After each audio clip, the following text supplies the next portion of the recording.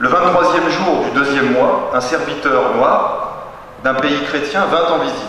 Cet homme, qui devait avoir entre 26 et 27 ans, avait le corps tout noir, semblable à un bœuf. Il était vigoureux et avait la force de 10 hommes. Ce serviteur noir accompagnait un prêtre chrétien, venu présenter ses respects au seigneur Nobunaga. Le seigneur Nobunaga le remercia de lui avoir donné cette occasion de voir d'aussi près une personne aussi rare et extraordinaire, telle qu'il n'en avait jamais vue auparavant. Lorsque Yasuke touche terre au Japon en 1579, il aborde un archipel à la croisée des chemins. Au terme de plus d'un siècle de chaos, Oda Nobunaga, l'homme fort du pays, qui s'entichera bientôt de l'esclave, est en passe de mettre fin à la période dite Sengoku, celle des provinces en guerre ou plutôt des royaumes combattants, puisqu'elle doit son nom à la tumultueuse ère éponyme qui avait embrasé la Chine antique.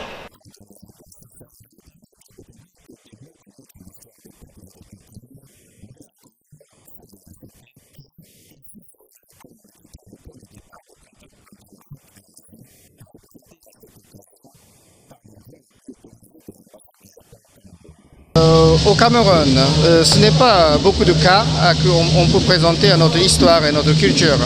Mais ce soir, c'est grâce à Anne-Sophie et Julien et beaucoup de danseurs, danseuses camerounais.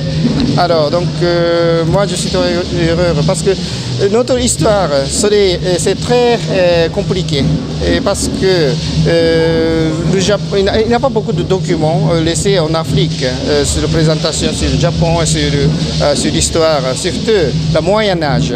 Et c'est vrai que Yasuke est le premier africain. Il est venu au Japon il y a 400 ans à peu près, c'est sûr.